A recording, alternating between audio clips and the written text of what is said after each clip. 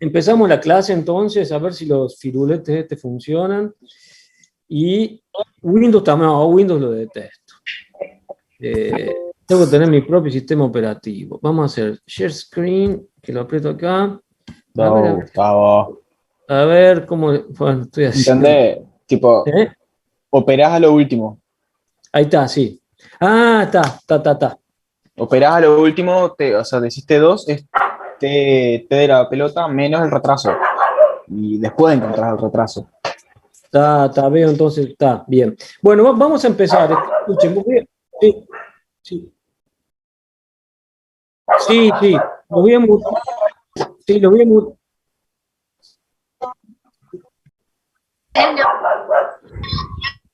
Sí. Ah, aparece la cara, sí. Sí. Podés Sí, piñarlo igual al profe. sí. Solo le anclaje al Pero profe. igual no importa, digamos, que no importa. A mí no me importa. A mí lo que importa es que se vea la cara cuando explico. Uy, acá me fui al diablo con el tamaño de la pantalla. Profe, ¿vas a grabar la clase? Sí. Ahora mismo arrancamos. Ah, Bueno, vale. en este preciso Tipo, momento. podés tipo anclar la imagen del compartir pantalla y anclarla de pantalla tipo del profesor en chiquito.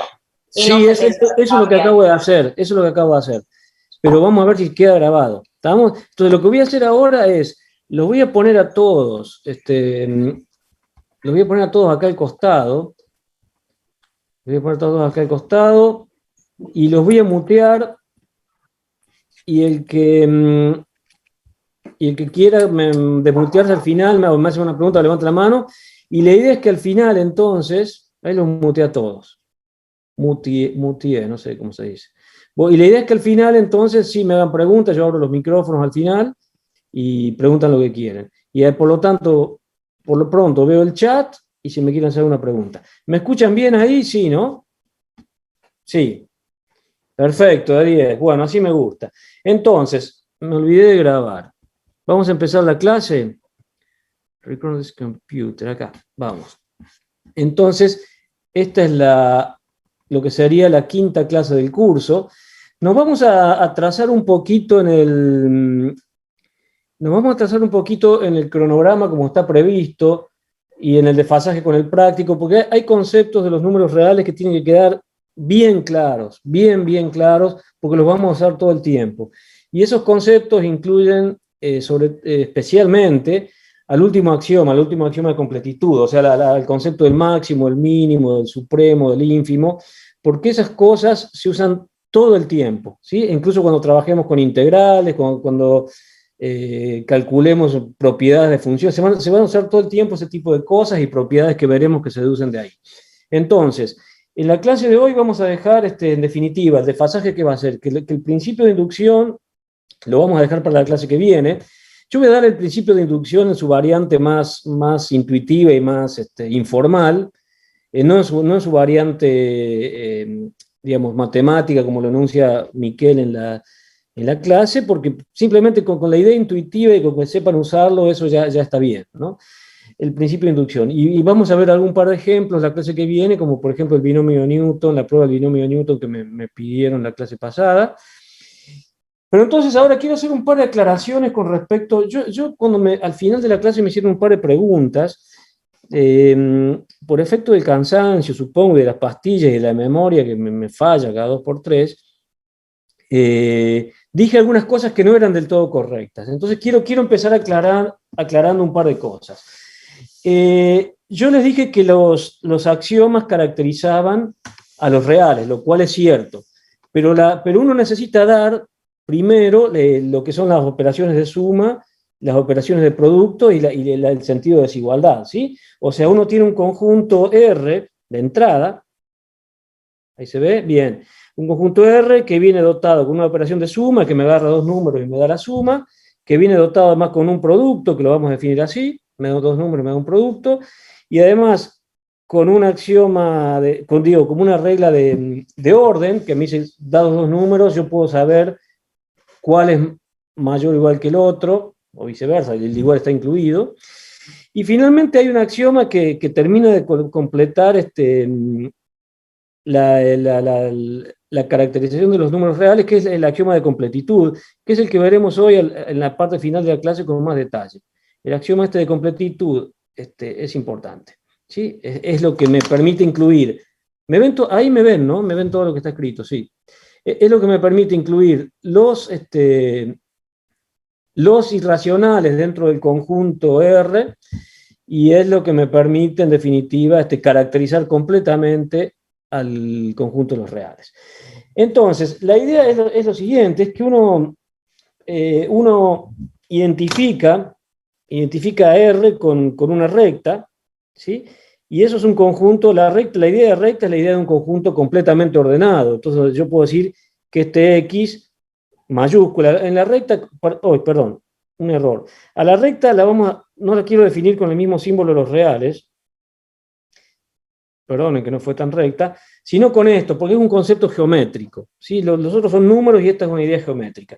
Y a los elementos en la recta, al que juega el papel de 0 lo voy a llamar O, al que juega el papel del 1, del elemento neutro del producto, lo voy a llamar I, y a los elementos de la recta les voy a llamar con X, con letras mayúsculas, X y Z mayúsculas. Entonces, la idea es la siguiente, es que yo tengo una recta, la analogía funciona perfectamente con esta variante geométrica, y si yo me dan dos elementos acá, yo puedo decir que el que está más a la derecha es mayor o igual que el que está más a la izquierda, ¿sí? Y análogamente, puedo definir la idea de suma y de producto. Con respecto a eso les digo lo siguiente, las reglas de suma y de producto son las que ustedes conocen del liceo. Quiero decir, me las dan de afuera, o sea, a esto acá me lo tienen que dar de afuera, ¿sí? Yo les dije que eso quedaba caracterizado por los axiomas, eso fue un error, porque salvo en casos muy triviales queda caracterizado por los axiomas. Los axiomas lo que me caracterizan son las propiedades que tienen que cumplir esas operaciones, y que son las propiedades que ustedes ya conocen. Pero en definitiva la suma viene de los antiguos sabían cómo sumar y cómo multiplicar. En definitiva, uno sabe cómo sumar naturales con los dedos, uno puede extender la extensión a los enteros. Recuerden que sumarle a un número otro negativo es equivalente a restar, el primero menos el segundo, etc. Y uno puede extender la suma incluso a los racionales. El tema es que uno tiene la suma definida para los naturales, naturalmente, la tiene definida para los enteros, la tiene definida para los racionales, pero en el medio se descubrió que había otros números que no eran racionales, entonces eran el infinito e inabarcable mundo de los números irracionales, que bueno, todo esto, inabarcable, que eran los números irracionales, me dio lugar a la definición y al nacimiento de los números reales, ¿sí? Que incluyen a todos ellos. Entonces, obviamente, las operaciones de suma se pueden extender y manipular también para irracionales, porque por más que raíz de 2 sea irracional y que raíz de 3 sea irracional, yo puedo decir raíz de 2 más raíz de 3, puedo interpretar lo que significa. Si tengo alguna manera de calcularlo, de aproximar esos números, los sumo como los sé sumar. Bien, entonces, y lo mismo con la operación de producto. Hacer, por ejemplo, con los naturales del producto es bien trivial, porque hacer 3 por 5, en definitiva es hacer 3 más 3 más 3 más 3 más 3 5 veces, o hacer 5 más 5 más 5 3 veces. Esa extensión, obviamente, ¿los irracionales tienen algún símbolo en punto? No, los irracionales no. Los irracionales se denotan, es lo que le tengo que agregar a los racionales para obtener los complejos. Los reales. O sea que los irracionales es este conjunto. O sea, todo lo que es real, pero que no es irracional. Pero que no es racional, perdón. Este es el simbolito de la resta, ¿no? La resta de conjunto, que también es ese, ¿no? Esos serían los irracionales. Lo que le tengo que agregar a los racionales para obtener los reales. Y entonces, ustedes, esa definición intuitiva del producto, que les comenté recién, con que se puede hacer con las manos, se extiende a los números naturales, a los enteros, a los racionales, la inversa, la operación de división, que es multiplicar a un número por su inverso, también ustedes la conocen, etc. O sea, son las operaciones que ustedes conocen del liceo y que los antiguos también conocían. ¿Sí? Entonces, uno tiene este conjunto R con la suma, el producto y una noción de orden, y uno da una serie de axiomas, algunos involucran a la suma, algunos al producto, algunos a la suma y al producto combinados, otros a la relación de orden, y a la relación de orden combinados también con la suma y el producto, y finalmente hay un último axioma que involucra la completitud, que me permite justamente introducir, introducir quedarme solamente con los reales. O sea, empiezo con los reales con un filtro. Piensen que los axiomas son como reglas sagradas, ¿no? Entonces, arranco con el conjunto y los voy pasando por el tamiz o por el filtro de los axiomas. Entonces, los axiomas de la suma, hay muchos conjuntos que los cumplen. Los axiomas del producto también. Eso me define un cuerpo. Por ejemplo, los reales lo cumplen, los racionales lo cumplen, los complejos lo cumplen y hay otros cuerpos que lo cumplen. O sea, hasta ahí, hasta el axioma 9, el filtro me deja lo que se llaman los cuerpos. Si sigo adelante con los axiomas hasta el 14, el filtro que pasa todo eso me deja solamente los cuerpos ordenados, completamente ordenados, como por ejemplo los racionales y los reales. Pero yo quiero dar una lista de axiomas que me caracterice completamente los reales. Por eso necesito agregar el axioma de completitud, que ya lo vamos a ver con más detalle ahora, porque hay conceptos muy sutiles, y qué es lo que envuelve la idea de los irracionales, es lo que me mete los irracionales dentro del conjunto de los racionales, en definitiva. Y con todo eso, el único conjunto que pasa todo el tamiz de los axiomas es el conjunto de los reales con estas operaciones que les comenté recién. ¿Sí? Hay una cosa muy linda que yo quería que algún docente, por ejemplo, Miquel, comentara en... Ay, ¿qué hice? Perdón, activé el dedo escritor y ahora lo quiero usar como dedo. Oh, no puedo ser tan tarado. Lo quiero usar como dedo, no escritor, sino como dedo que me corre la pantalla. ¿Cómo hago esto? No, si soy Dios mío. Espérenme un segundito. ¿Por qué activé el dedo escritor, Dios santo?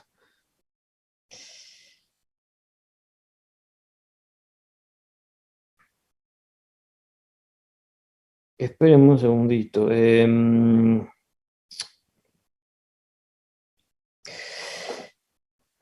Sí, ya.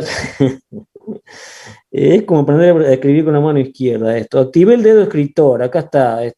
Dibujar con dedo desactivado, ahí está, dedo desactivado, ahí está. Ahora sí, ahora el dedo corre, no escribe.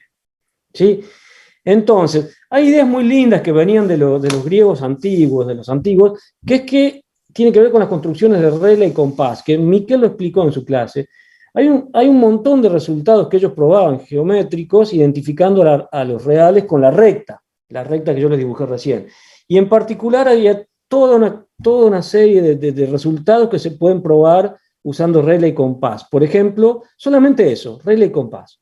¿Sí? Por ejemplo, se pueden construir eso es muy lindo, realmente muy lindo. Búsquenlo en internet, cómo se construyen las raíces cuadradas usando regla y compás. Por ejemplo, la raíz cuadrada de 2 es muy fácil de construir, porque yo tengo acá tengo el 0, acá tengo el 1, considero el cuadradito S, entonces la diagonal tiene largo raíz de 2. Y si quiero agregar el raíz de 2 en la recta R, acá que estoy dibujando, lo único que tengo que hacer es agarrar un compás, ponerlo acá, y ese numerito, con el compás, traducirlo acá abajo. Ese es el numerito raíz de 2. Pero para otro tipo, para la raíz de 5, para la raíz de 6, de 4, de lo que fuera, claro, pero guarda, exacto. Agarro la hipotenusa y con un compás completo el circulito hasta cruzarlo acá abajo, porque la recta de los reales, es la recta que identifico con los reales, lo que está acá abajo. ¿Sí? Pero, por ejemplo, la raíz cuadrada de números diferentes a esto, por ejemplo, la raíz cuadrada de 16, por decir algo, que es 4, la construcción es muy sutil y muy linda. Les sugiero que la vean porque Leila Reyes, te voy a sacar de la charla. A lo que voy es lo siguiente. Las otras construcciones son sumamente... está bien, aceptado. Lo que es interesante es ver cómo se construyen las raíces cuadradas. Y hay un montón de construcciones importantes que involucran regla y compás, como en los antiguos. Para ellos un compás era un clavito con un hilo que lo clavaba acá y hacía circulitos en la arena. Y la regla era una cosa recta. ¿Sí? Bueno, muy bien. Entonces, por ejemplo, fíjense cómo se construye la suma. Es importante, esto lo dio Miquel, pero no lo aclaró tanto en la clase que dio él. El inverso se puede construir con regla y compás, etc. Pero voy a dar un par de ejemplos. Por ejemplo, yo puedo representar, como les decía, como hacían los griegos, identificar los reales con la recta real, perfectamente ordenada. ¿Sí? Entonces, si yo tengo el C, acá el O, que es el que juega el papel del elemento neutro de la suma, tengo acá un X mayúscula, que así le llamo a los elementos de la recta para no confundirlo con los reales. Y tengo un I mayúscula. Si yo quiero ver la suma, agarro este segmentito acá, que sería el segmento OX, y lo traslado acá, y me da el segmentito, ahí le estoy sumando OX. O sea que en definitiva, el punto este sería lo que representa X más Y. Pero eso no es una construcción, digo, hay una construcción mucho más elegante usando regla, solamente regla. Incluso para el producto se puede construir usando solamente regla. La espiral de Teodoro, eso no me acuerdo. Tengo que buscar, rastrear. Pero quiero dar unas charlas en algún momento de matemática antigua. Pero fíjense esta construcción geométrica. Esta es una posible interpretación de la suma. Ah, bien, bien. Eso. Hay una construcción que es muy linda, búsquenla. Pero miren esta construcción geométrica de cómo voy a construir usando solamente herramientas de geometría y la idea de triángulos semejantes. Ustedes saben que dos triángulos semejantes son dos triángulos como este, por ejemplo, este es un triángulo rectángulo, que tienen, la propiedad que tienen es que, ¿qué dice acá? Título, salí de ahí.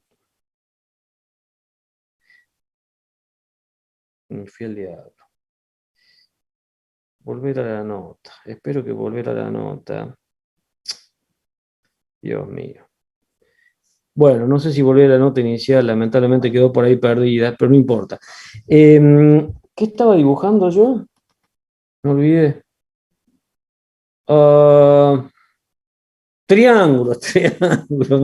Ahí va, son las pastillas, discúlpenme.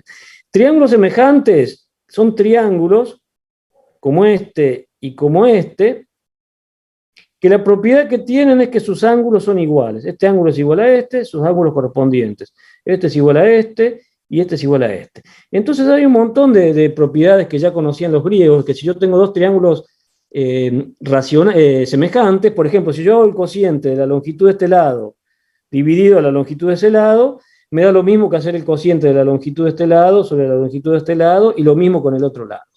¿Sí? Esa es una propiedad importante que ya conocían los griegos. Entonces, usando triángulos semejantes, solamente eso, vamos a ver cómo se construyen la suma y el producto tal como hacían los griegos. Esto vale la pena porque es un tema lindo. Miren, vamos a correr un poquito esto para arriba. Yo agarro, primera construcción, agarro R, ¿sí? No quiero pifiar en nada, entonces en esa R destaco varios puntos. El O, que juega el papel del elemento neutro, el del cero, el X mayúscula, que juega el papel del elemento real X, minúscula, o sea, recuerden que le llamo mayúscula a los que están en la recta y minúscula a los números. ¿Sí? Y acá tengo el I. Y yo quiero hacer una construcción geométrica que me dé como resultado en qué lugar acá está X más Y. ¿Sí? Entonces miren esta idea para la suma. ¿No? Miren qué idea tan linda.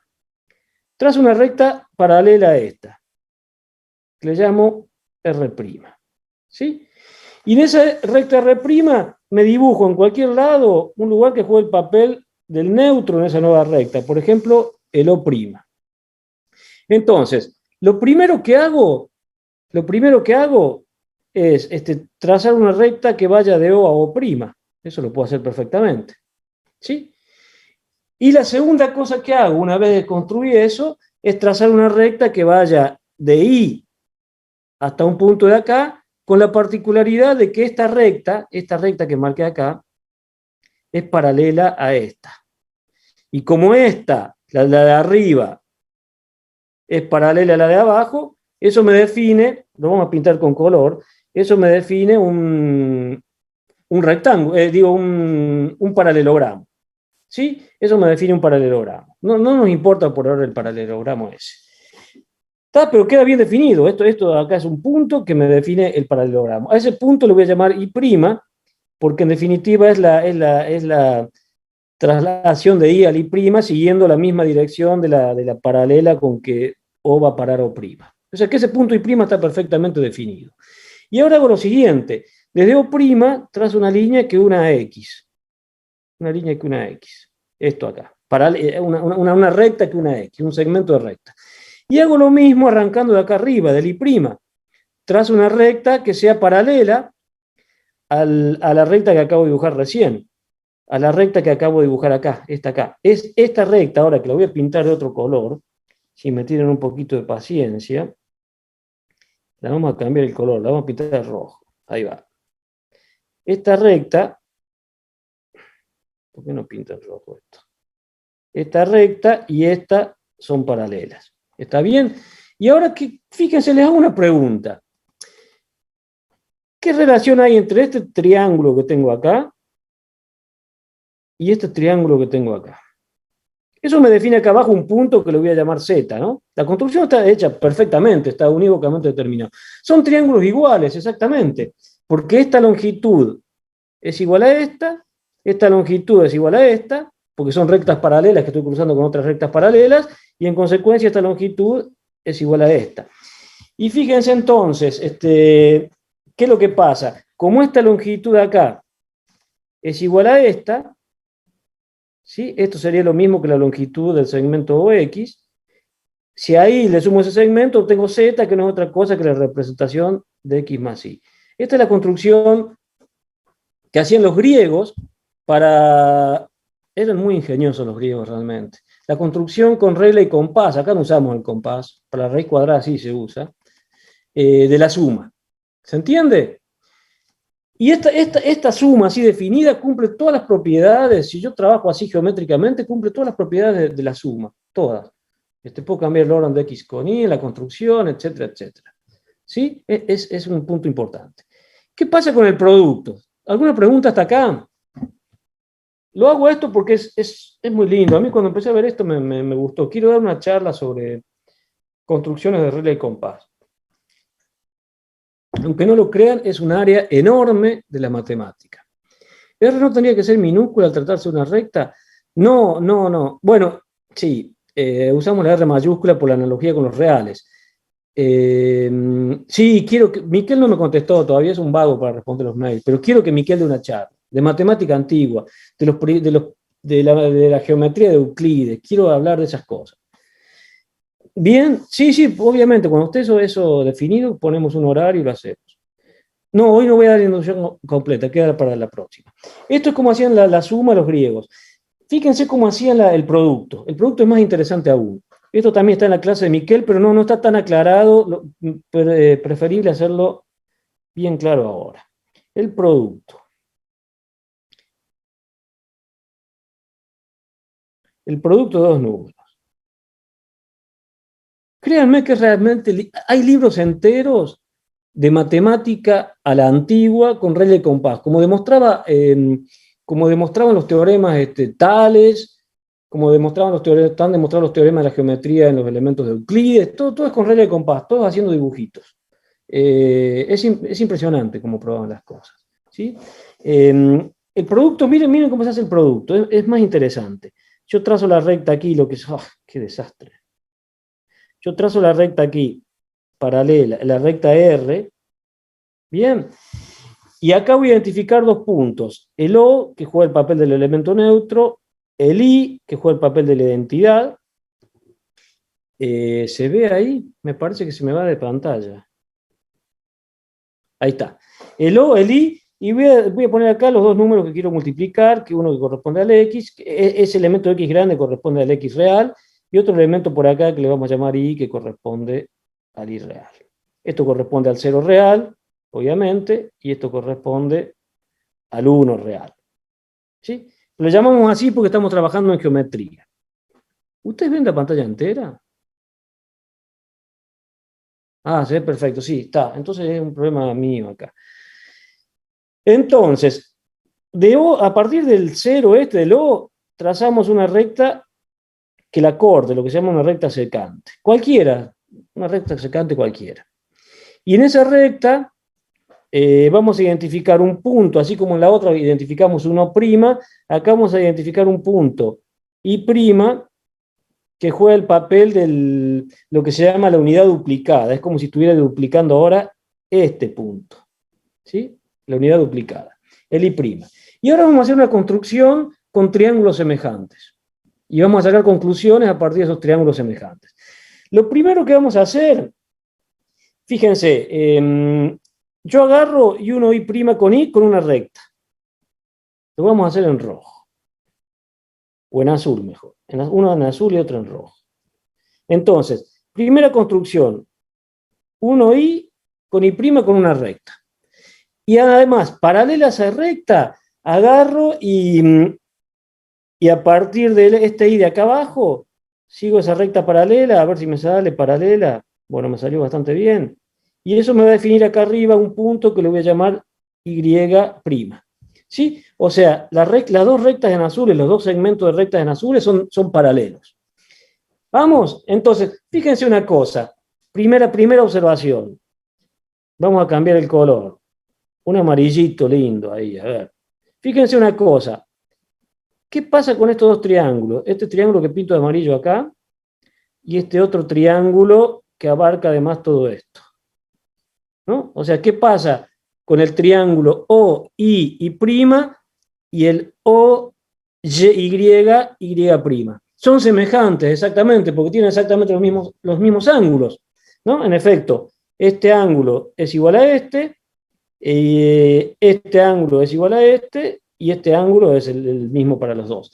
Entonces, como son triángulos semejantes, cumplen la siguiente propiedad de los segmentos. Por ejemplo, cumplen lo siguiente. Cumplen que si yo hago el cociente del segmento O, perdón, sí, O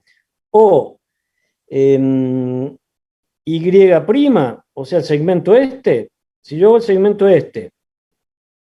o Y', segmento, ¿no? El segmento de la longitud esa, dividido la longitud de este segmento, ¿no? Que uno es el lado de un triángulo semejante y el otro es el lado del otro triángulo más chiquito semejante, o sea, dividido O y', ese segmentito, si estoy haciendo este segmento, dividido este segmento, por ser semejantes, es igual a dividir el segmento de este triángulo grande por el segmento correspondiente al triángulo chico.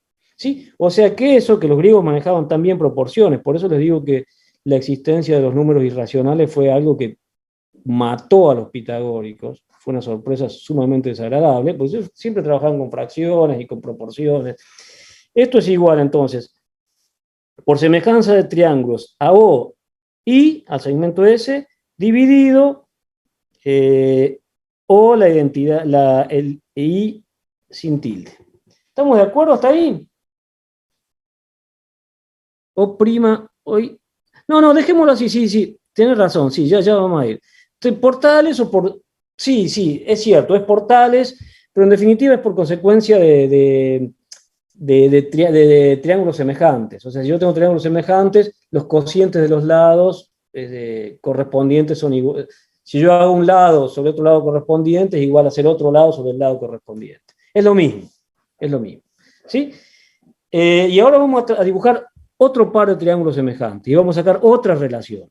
Entonces, fíjense, ahora vamos a dibujar lo siguiente.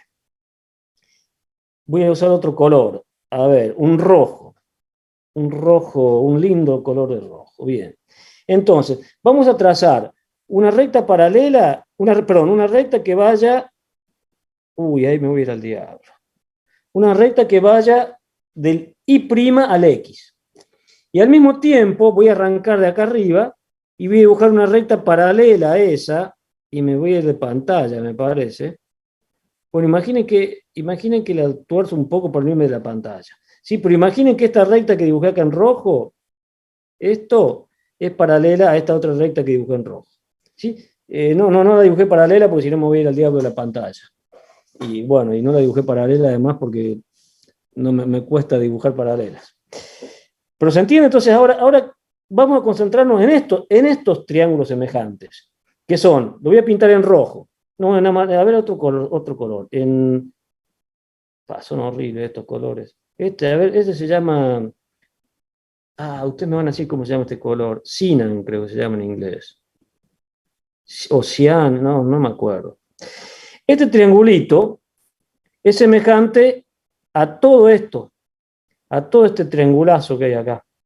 ¿Estamos de acuerdo? Este triángulo, vamos a volver al negro,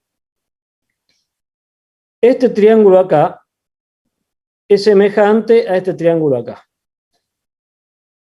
¿Estamos de acuerdo? En efecto, comparten ese mismo ángulo, como estas son paralelas, comparten ese mismo ángulo acá, y obviamente comparten ese mismo ángulo acá. ¿Estamos de acuerdo? Verde agua, sí, no, pero tiene un nombre, Cian, no sé, en inglés tiene un nombre. Cian, gracias. Exacto. No sé cómo se traduce, cian con Y, no sé cómo se traduce en... No es celeste, es un verdecito... Turquesa, creo. Turquesa, ahí va, turquesa, exactamente. Turquesa. Qué memoria horrible, por Dios. Entonces vamos a aplicar el teorema de los triángulos semejantes, pero ahora para los siguientes lados. Vamos a volver al color negro. Ya me estoy copando con esto de los colores. Entonces, fíjense, tengo esos dos triángulos semejantes. Entonces, por un lado, voy a considerar el segmento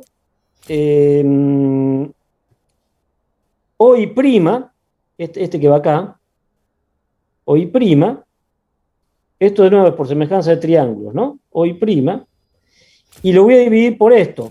O sea, estoy usando el lado este de este primer triángulo con el lado este del segundo triángulo semejante. ¿Sí? Con OI'. Y por otro lado voy a agarrar otro par de lados de los dos triángulos semejantes y voy a hacer el cociente. ¿Estamos? Entonces, fíjense, entonces voy a agarrar, si a esto le llamo Z, voy a agarrar el lado este grande, Z, el segmento ese grande o Z, y eso es, si lo divido por el correspondiente al triángulo semejante a ese, que es el OX, me queda una igualdad, ¿no? Lo que estoy diciendo es que esto sobre esto es igual a esto sobre esto, porque este triángulo y este otro que dibujé acá son triángulos semejantes. ¿Sí? Entonces, sorpresa, miren qué lindo lo que queda acá. Voy a considerar estas dos igualdades. Lo que queda acá de este lado, esto es igual a esto. OI', perdón.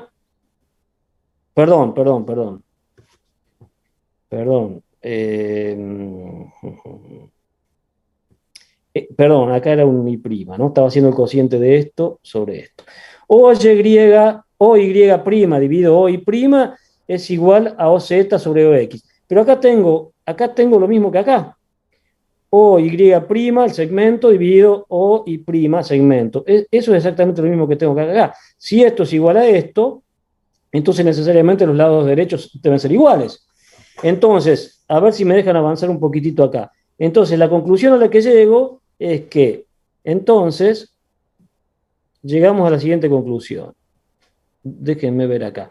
OY sobre OI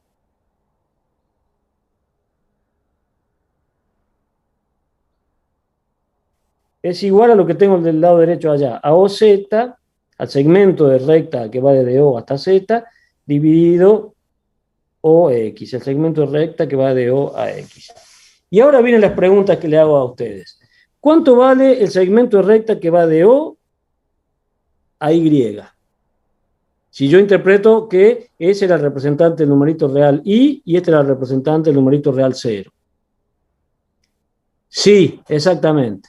Eso vale ahí, exactamente. Entonces, cambiando de color para no entreverar todo, esto acá, si yo traducido a reales, este segmento OI es justamente el numerito real I, lo que corresponde al numerito real I. Y esto, como me dijeron recién, este es el 0, este es el O, este es el I, pero esto representa el 0 y este representa la identidad. O sea que este segmento tiene la longitud 1. Bien, y ahora, ¿Qué longitud tiene esto? Lo que va de O a X. Bueno, eso tiene longitud de X, es lo que corresponde al número real X. ¿Sí? Entonces, fíjense lo que queda. Si despejo de aquí, me queda que la longitud del segmento Z, voy a pasar el X para el otro lado, ¿no? Esto es una operación que ustedes saben hacer. Me queda X por Y dividido 1. O sea que lo que estoy diciendo en definitiva es que este Z corresponde al número real X por Y, que es el producto de X por Y. ¿Sí? Y entonces, así construían los griegos el producto. Así puedo construir el producto, puedo construir la inversa. Fíjense, acá, hasta acá no usé compás. Estas son todas construcciones con reglas. Solamente hay que saber lo que es lo paralelo, esto y la semejanza de triángulo. Pero bueno, el compás aparece cuando empieza a construir cosas más sofisticadas, como por ejemplo la raíz cuadrada. Véanlo, es realmente lindo, es realmente lindo. ¿Por qué I es 1? No, porque el I corresponde a la identidad. El I es lo que está jugando el papel del 1 y el O es lo que está jugando el papel de 0. ¿Sí? Exacto, exacto. Entonces puedo dibujar cualquier número con estos triangulitos. La imaginación de los griegos, esa imaginación geométrica, es fabulosa. De ahí salieron todos, de ahí salieron un montón de cosas. Bueno, fíjense Pitágoras, es un teorema geométrico. Fíjense todas las cuestiones que salen de la geometría, la distancia, conceptos sumamente fuertes y útiles que se usaron para el resto de la matemática, ¿no? Hoy el teorema de Pitágoras es algo que se usa a diario. En fin, las herramientas que metieron, incluso la trigonometría y las relaciones entre ángulos y ese tipo de cosas. No, parciales, regla de compás no, era un comentario histórico nomás, pero era para completar explicaciones de las clases anteriores. Pero lean, porque es sumamente interesante ver cómo se construían las... Yo estoy leyendo eso, porque nunca había visto en mi vida las construcciones por regla de compás, a pesar de que había oído hablar de ellas. Entonces, como les decía recién, el conjunto de los reales... Los griegos interpretaban la suma así, el producto así, o como fuera que la interpretaran. El axioma de los 15 reales, el único objeto que pasa ese tamiz de 15 axiomas es el conjunto de los reales, con la suma que ustedes conocen, o la suma geométrica esta, el producto que conocen, y la relación de orden trivial, digamos, de una recta. Y bueno, y el axioma de completitud, que es el final, el que me separa, que me termina de meter ahí los irracionales en el conjunto. Sí, entonces, por eso uno dice, R queda caracterizado con todos estos axiomas, lo que significa que todas las operaciones que ustedes conocen manipulando los R, que yo no las voy a repetir, en la clase de Miquel hay varias.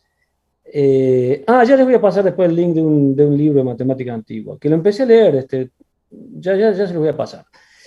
Después a la noche, o mañana. Todas estas cosas, las propiedades, por ejemplo, que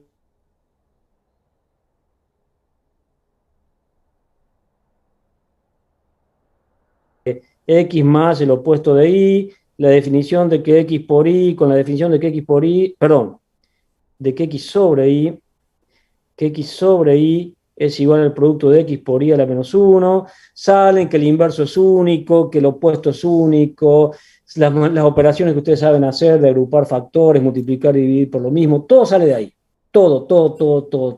Entonces no nos vamos a preocupar más. Lo importante era dar la axiomatización y convencerlos a ustedes de que de ahí salen todas las propiedades que ustedes han visto y que vamos a usar en el curso, obviamente.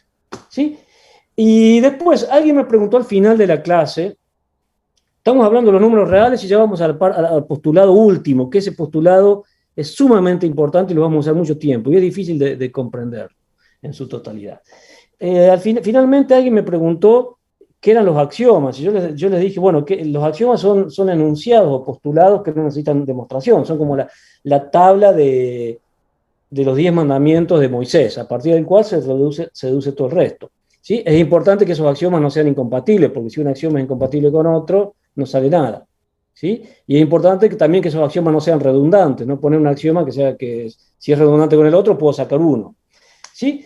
Entonces, en los elementos de Euclides, ustedes saben que hay 5 axiomas de la geometría, 5 axiomas que son muy intuitivos, pero en particular yo les hablé de un axioma de las paralelas que no se cortan, que lo expliqué mal en realidad, y lo quiero explicar bien ahora.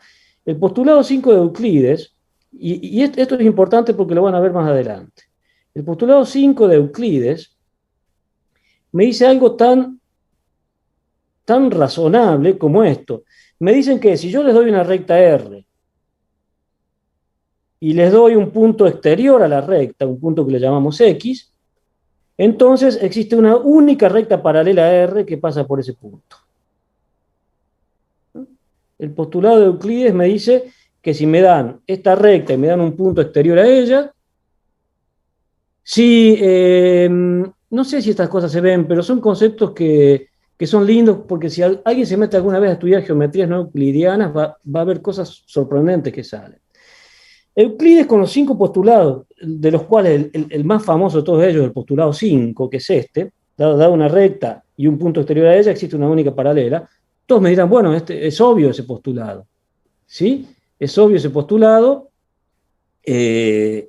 pero la cuestión es que en el siglo XIX se empezaron a cuestionar qué pasa con este postulado.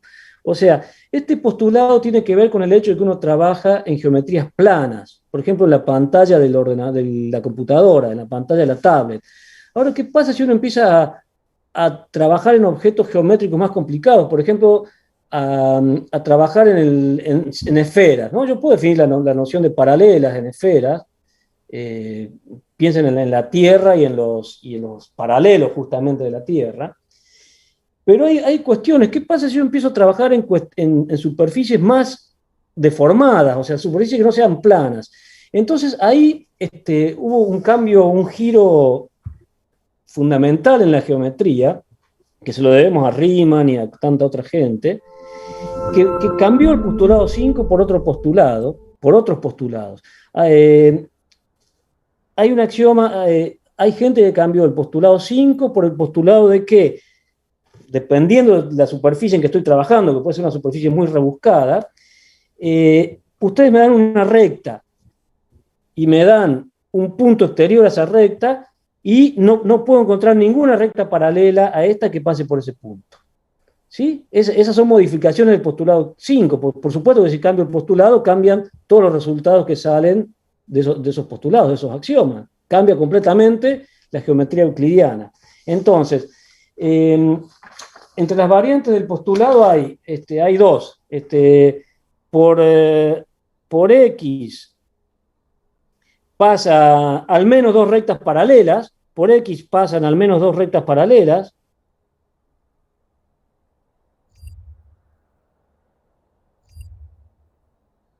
dos rectas distintas, ¿no? Dos rectas paralelas a la recta R, y esto me dio como lugar que pasen al menos 2, en definitiva quiere decir que pasan infinitas paralelas por ese punto.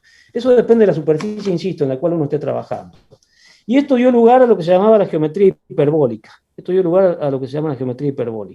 Entonces uno cambia ese postulado y los resultados que siguen son resultados completamente diferentes de la geometría plana, que es la geometría euclidiana.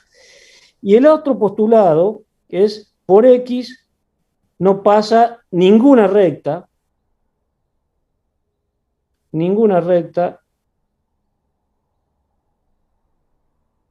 paralela. Fíjense que son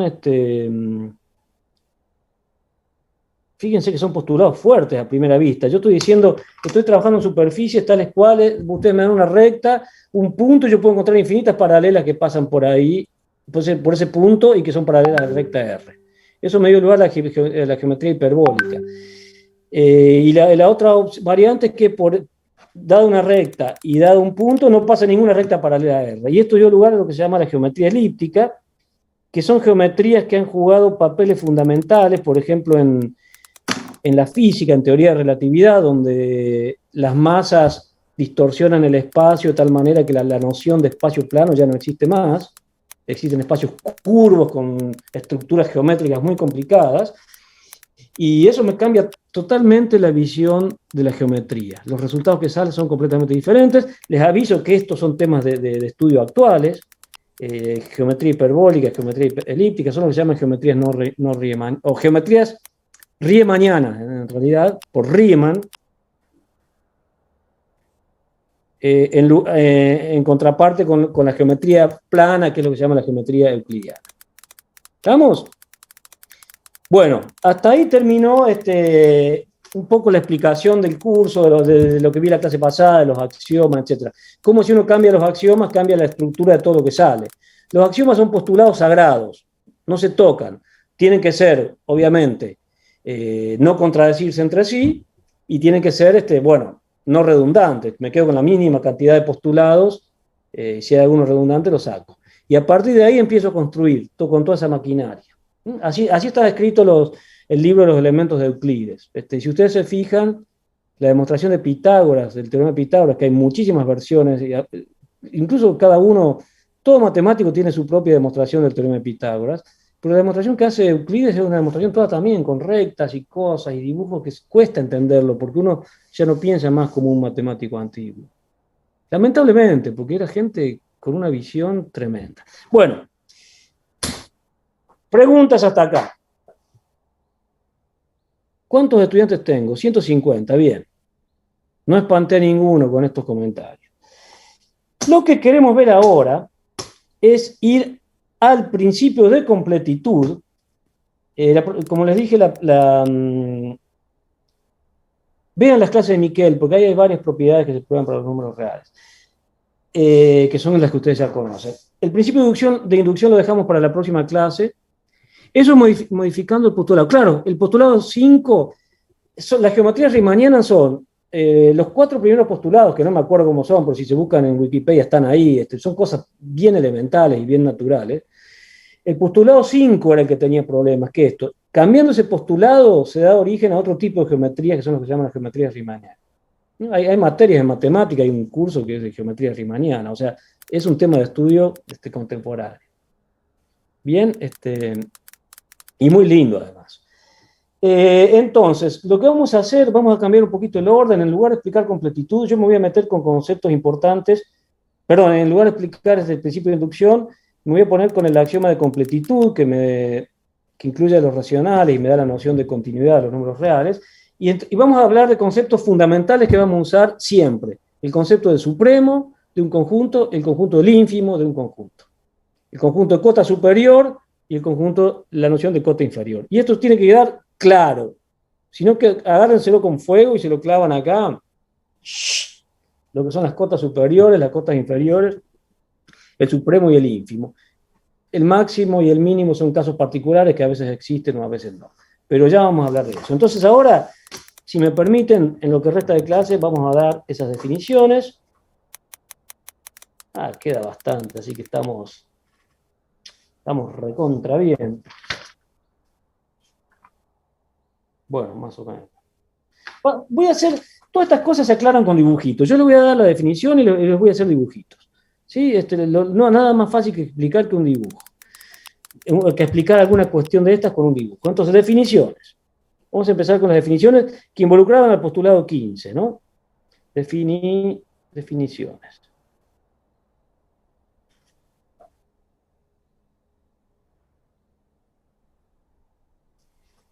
Vamos a considerar, a lo largo de todas estas definiciones, vamos a considerar, aunque yo no lo escriba por ahí, vamos a considerar un subconjunto S contenido a R, cualquier subconjunto, finito, infinito, que sea todo R, el conjunto que se les ocurra. Lo importante es que ese conjunto sea distinto de vacío. ¿Sí? Si no, todo lo que voy a definir no tiene sentido. ¿Sí? Entonces, siempre, aunque yo no lo escriba, vamos a estar trabajando en este conjunto. Consideramos un conjunto S, contenido en R y que es distinto de vacío. Entonces, vamos a empezar con las definiciones y después con los dibujitos. Primera definición. Si existe un K, la escribo y después la vemos, ¿no? Si un K real cumple lo siguiente. Esperen, la escribo y después la dibujamos.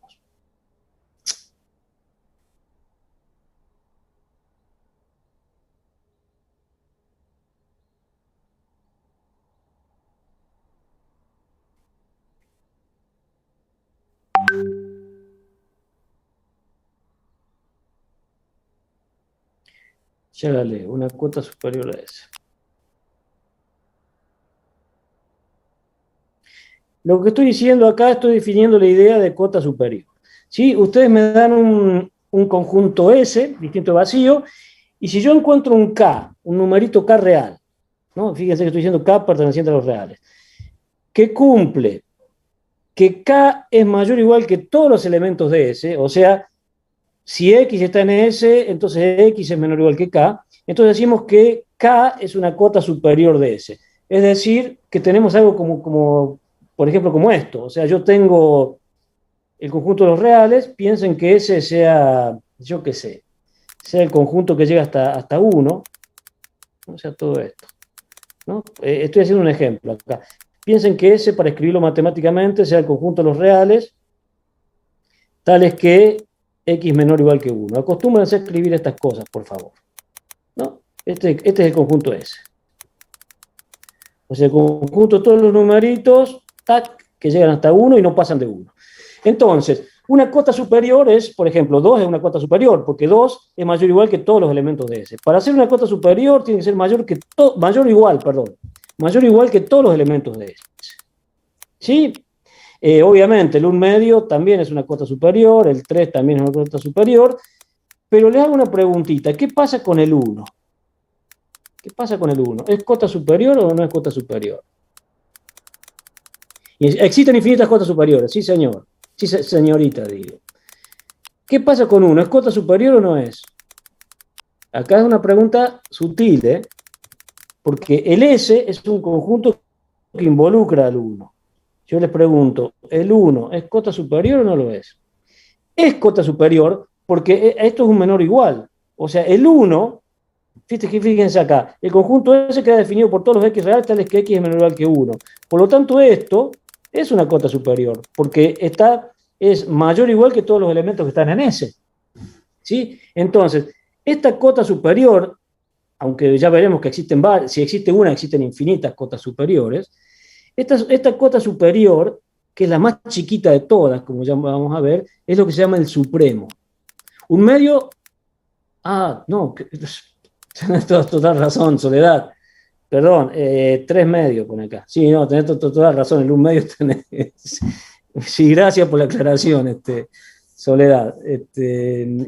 Vieron que a veces se pasan errores tontos, pero no tontos, digo, si hubiera quedado así, hubiera sido catastrófico.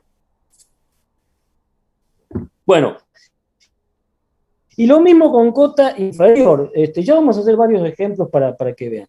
El conjunto puede ser cualquier cosa. Por ejemplo, si yo le digo, sea ese el conjunto de los números naturales. Es un conjunto no vacío que está en R. ¿Ese conjunto tiene cota superior o no? ¿No? Si yo les digo, sea ese el conjunto de los números naturales. 0, 1, 2, 3, etcétera. Todos los números que van del 0, los números naturales, 1, 2, 3, 4. No tiene. ¿Por qué? Porque si ustedes me dan cualquier numerito K por aquí, yo empiezo, sumo. Recuerden que los naturales se construyen así, eso tiene que ver con el principio de inducción también. Al 4 le sumo el 1 y obtengo el 5, le sumo el 1 y obtengo el 6. Voy sumando, y tarde o temprano ese K lo voy a superar. Va a haber naturales que van a estar de este lado. O sea, K no es cota superior. Ese conjunto, uno dice que no está acotado superiormente, pero sin embargo sí está acotado inferiormente, pero todavía no definimos lo que es cota inferior. Pero sí, digo, hay numeritos por acá abajo que tienen la propiedad que son menores o iguales que todos los números naturales. Esa es la idea de cota inferior. ¿Sí? Entonces, a veces la cota superior existe, dependiendo de la estructura del conjunto, o a veces no existe. ¿Sí? Ese conjunto no está acotado superiormente. Entonces, ¿qué decir de la cota inferior? A ver si me dejan volver un poquito para atrás. Voy a escribir sobre la misma pantalla, para ahorrar. A ver, espero que esto no confunda. Si K es un número natural, un número real, que cumple, ahora cambio el sentido de las desigualdades. Esto es para no escribir de más, porque no es lindo escribir con esto. Si K perteneciente a R cumple que K, invierto el sentido de la desigualdad, es menor o igual que X para todo X en S, entonces decimos que K es una cota inferior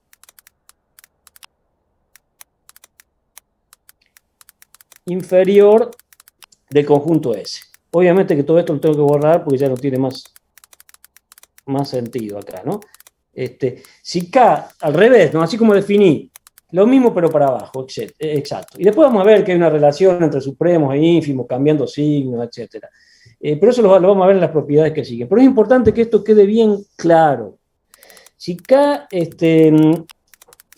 cumple que K es menor o igual que todos los elementos del conjunto S, decimos que K es una cota inferior de S. Bueno, y el ejemplo es hacer las cosas al revés. Por ejemplo, si yo dibujo por acá todos los números que están por encima de 3, pero que no incluyen al 3. O sea, si yo digo S, es el conjunto de los X reales, tales que X es mayor o estricto que 3. ¿Sí? Entonces, ahí, bueno, obviamente, cotas inferiores son el 2, el 0, el menos 15, qué sé yo. Todas esas son cotas superiores. ¿Qué pasa con el 3? ¿Es cota superior o no es cota superior? ¿Es cota inferior, perdón, o no es cota inferior? También es cota inferior. Sí, es cota inferior, porque el 3 no está en S. No está en S. Pero sí es menor o igual que todos los elementos que están en S. Fíjense, el 3 es menor es menor a estricto que todos los elementos que están en S. En ese caso no sería S que pertenece a los naturales, en el caso real hay cota inferior. No, acá no estoy trabajando con naturales, acá estoy trabajando con todos los numeritos que están acá. ¿Sí? Entonces, en los reales no hay cota inferior, claro. Digo, en los enteros no hay ni cota superior ni cota inferior. Por eso, a veces puede existir cota inferior, a veces no, y a veces puede existir cota inferior y a veces no. ¿Sí? Por eso ténganlo bien, bien presente. Entonces,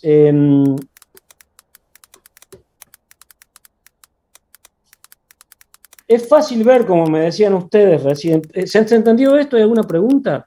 Es bien, bien sencillo. Y a esta cota inferior, sí, ya lo vamos a definir, todavía no lo definimos. La más grande de las cotas inferiores es lo que se llama el ínfimo, si existe, y la más chica de las cotas superiores es lo que se llama el supremo, si existe. Y en el caso de que ese supremo y ese ínfimo además estén en el conjunto S, porque si yo al 3 lo incluyera acá en el conjunto S, si pusiera un menor o igual, la cota inferior, la mayor de las cotas inferiores pertenece a S. En ese caso se le llama máximo o mínimo.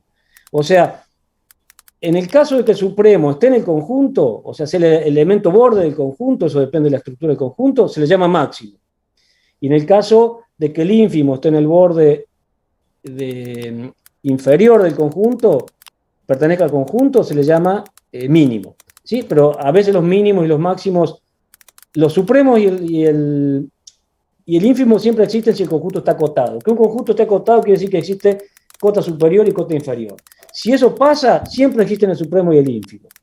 Pero a veces no existen el mínimo y el máximo, porque eso depende de que el supremo y el ínfimo estén contenidos en el conjunto. Todavía no lo definimos a eso, todavía no comenté mucho de eso. Vamos a seguir en la clase de ahora. En la clase. Entonces, un par de resultados importantes que salen de los resultados de transitividad. ¿Se acuerdan uno de los axiomas de transitividad que me decían que si un número X es menor que Y, menor o igual, y ese número Y es menor o igual que un número Z, entonces X es menor o igual que Z.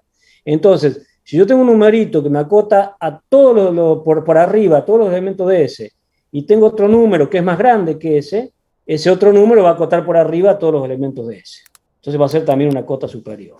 Entonces, de las relaciones de orden, saquemos todo esto, de las relaciones de orden, es fácil que ver de los axiomas de transitividad de orden que se cumple. Lo que me decían recién. Se cumplen. Dos cosas. Si K es cota superior,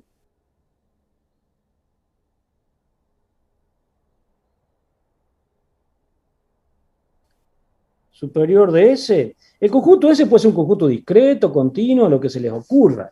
Puede ser un conjunto dividido por partes, este pedazo por acá, este pedazo por allá, etc. Si K es cota superior de S, y además, y K es menor que un numerito que le vamos a llamar K tilde o K gnocchi, entonces este acá, que K sea cota superior de S, quiere decir que está por encima de todos los elementos de S. Y si yo tengo un K tilde que está por encima de K, obviamente este numerito también va a ser una cota superior de S. ¿Sí? Entonces, por la transitividad de la relación de orden. Entonces, K tilde también es cota superior de S.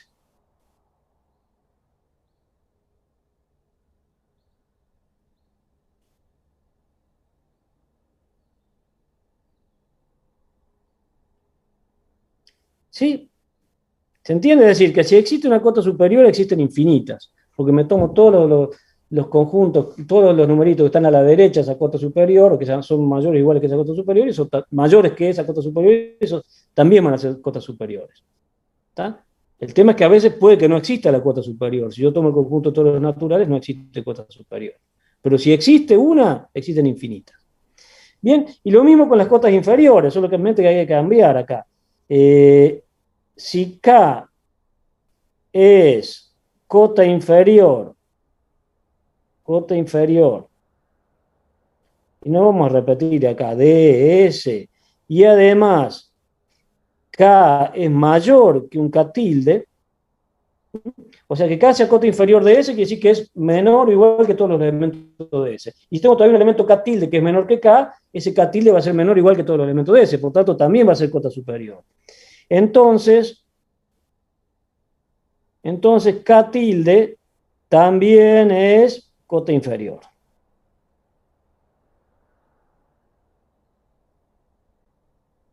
De manera que si existe una cota inferior, también existen infinitas cotas inferiores. ¿Estamos de acuerdo? Ese conjunto de cotas inferiores, fíjense que es un conjunto ordenado, ¿no? Todo lo que va para... Si yo tengo acá una cota superior K, todo lo que va a la derecha es cota superior. Si yo tengo una cota inferior por acá, todo lo que está a la izquierda es una cota inferior. Sí, K tilde es un número cualquiera. Es un número cualquiera. O sea, acá estoy hablando de cota superior y tomo un K tilde mayor que K. Digo que K es cota superior y que K tilde es mayor que K. Por lo tanto, como este era mayor que todos los elementos de S, mayor o igual, este también va a ser mayor o igual que todos los elementos de S, por transitividad de la relación de orden. Entonces también va a ser una cota superior. Y lo mismo acá, si K es cota inferior y tengo un numerito por debajo de K, si K es cota inferior, quiere decir que es menor o igual que todos los elementos de S. Y si tengo un elemento más chico, ese elemento también va a ser menor o igual que todos los elementos de S. Entonces también va a ser una cota inferior. ¿Se entiende? Entonces, pero vamos a ver unas preguntas para ver si se entiende la cosa.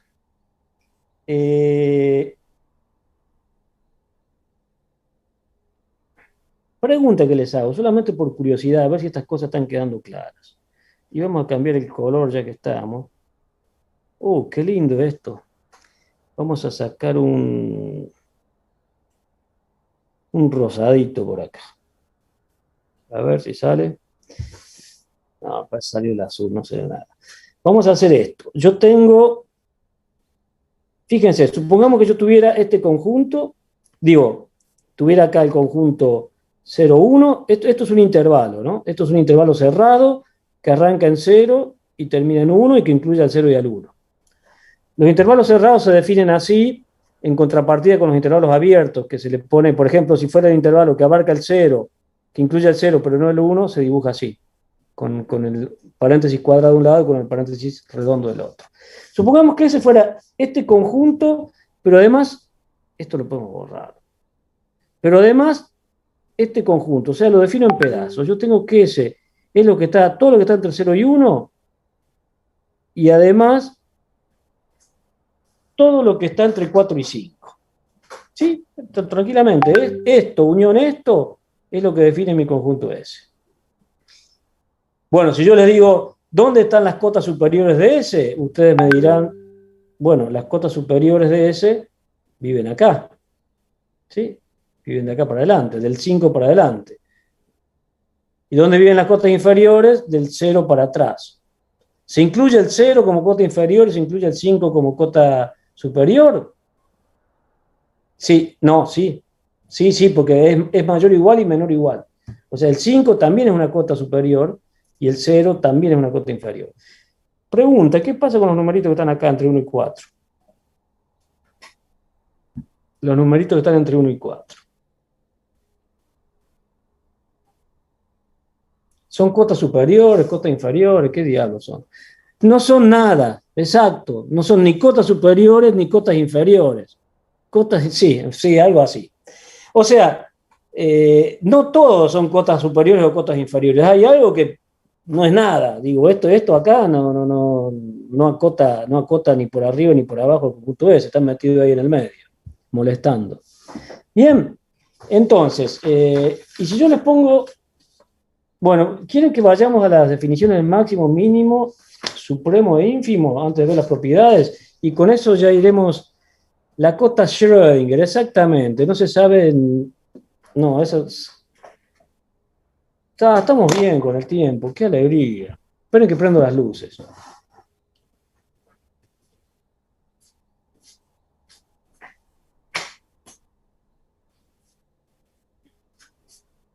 Ustedes no tienen idea, yo me mudé hace 6 meses acá y no he terminado de acomodar ni los libros ni la estantería. ¿No? ¿Vieron el caos que es mi living acá? Vivo, bueno, en un lugar lindo, con un balcón es lindo, pero es el caos, vivo en el medio del caos. No se ve, a ver, se ven allá al fondo, miren lo que es mi living, el desastre. Eso que está al fondo son todos, son libros. Bueno, tengo que acomodarlo, no sé, tengo pereza. No son libros de matemática, ¿eh? De todos esos libros debe haber no más de 20 libros de matemática. Bien. A ver, ¿cómo sigue esto? Vamos a definir rigurosamente lo que es el máximo. Pero pregúntenme, porque Juliana, esto tiene que quedar bien claro, porque después cuando todo esto, el supremo, el ínfimo, se usa para definir integrales. Las integrales tienen que ver con las áreas. Entonces ustedes, bajo una función, ustedes me dan una función, yo me construyo un conjunto de áreas con rectangulitos que están por debajo, un conjunto de rectangulitos que me acotan la función, el área por arriba, y lo voy refinando a eso y considero de un lado el ínfimo y de un lado el supremo y veo que me dan lo mismo, y eso me define el área. ¿Sí? Sí, entonces, sí, las cotas siempre son números reales. ¿Vamos? Entonces, pero esto lo vamos a usar siempre, por eso es importante que quede claro. Insisto, el conjunto S puede ser discreto, continuo, finito, infinito, lo que se les ocurra. Las cotas pueden existir o no existir de un lado o no existir del otro. ¿Sí? Pero si existen de un lado, son infinitas. Y si existen del otro, son infinitas. Lo que interesa ver es la menor de las cotas inferiores, perdón, la menor de las cotas superiores y la mayor de las cotas inferiores, que eso definen el supremo y el ínfimo. ¿Sí? Bueno, entonces, pero empecemos entre el supremo y el ínfimo con lo que se llama el máximo. ¿Está? Entonces vamos a ir con las definiciones. Definiciones. Hay una diferencia fundamental entre el máximo y el supremo, ya les voy avisando. Entonces, como antes tenemos ese contenido en R, bueno, lo volví a escribir, dije que no lo iba a escribir, pero lo escribo, y ese distinto de vacío. Si K es cota superior,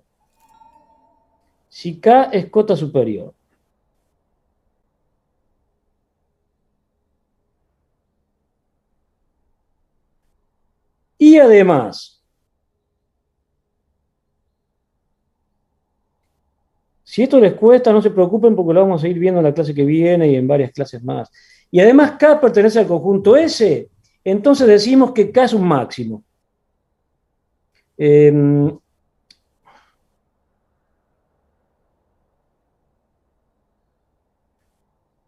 Decimos que K es un máximo de S.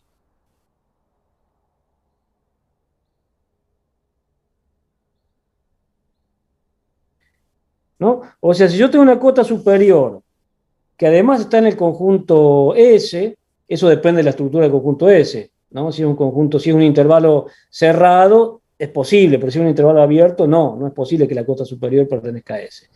Entonces lo que se dice que K es un máximo de S, y la notación que se usa es la siguiente: K, se imaginarán ustedes, es máximo de S. Al máximo se le pone tilde o no, dependiendo de que uno escriba en inglés o no. En los papers en inglés no se le pone tilde, porque ni máximo ni mínimo. Pues, pero así se define el máximo. ¿Está claro? Entonces, por ejemplo, puede existir o no, ojo, tiene que ser una cota superior y estar en S. Y de la misma manera uno define el mínimo. Si K es cota inferior, ahora, y además K está en S, decimos que K es un mínimo de S. Vieron que hay una simetría entre máximos y mínimos, hay siempre. Y la notación que vamos a usar es K igual a min de S. E insisto, la tilde ni se pone o no dependiendo del idioma en el cual uno escriba las cosas. ¿Está?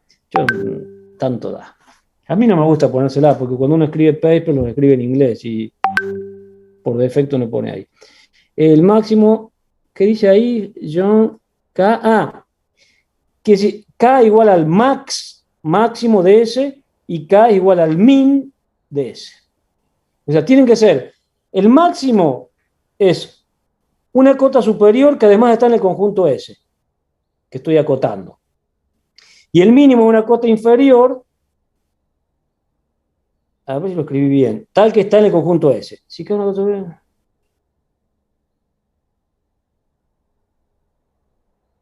Sí, lo escribí bien esto, ¿no? Sí, por ejemplo, miren, por ejemplo, vamos a poner un ejemplo tonto. Por ejemplo, ejemplo 1. Vamos a poner el conjunto S, es el conjunto de todos los reales que están tales que están entre 0 y 1. Mayores o iguales que 0 o menores o iguales que 1. Esto, acostúmbrense a adorar más. Esto es lo que se llama el intervalo 0,1. Cerrado, porque incluye los bordes. ¿Sí? Esa es la notación que vamos a usar de ahora en más.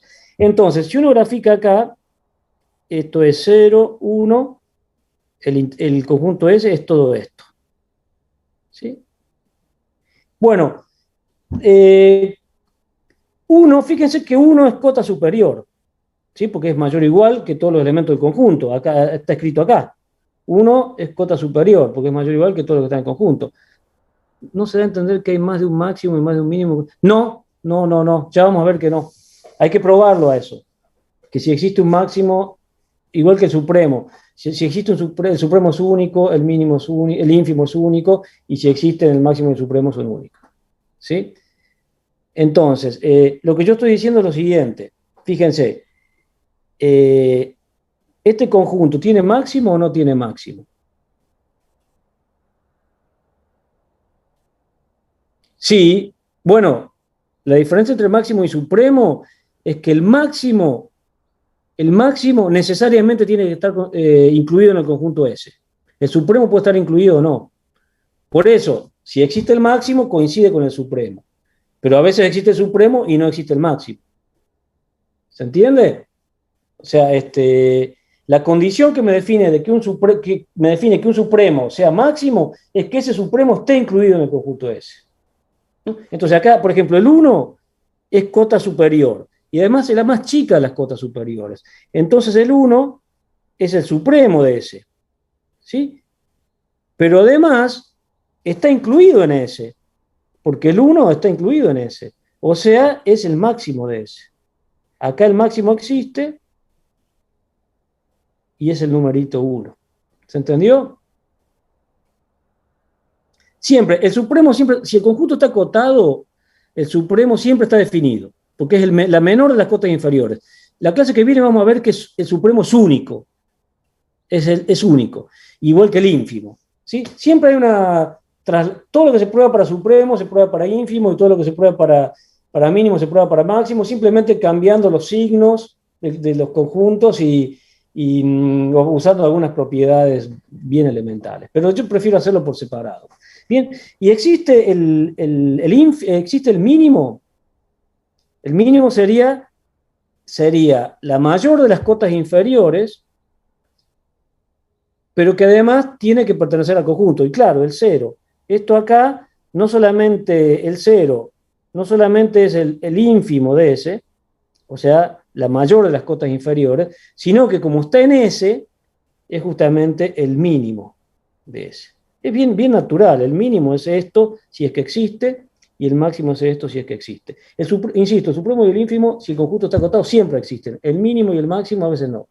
¿Cuál es la diferencia, Peña, que me está preguntando ahí? La diferencia es que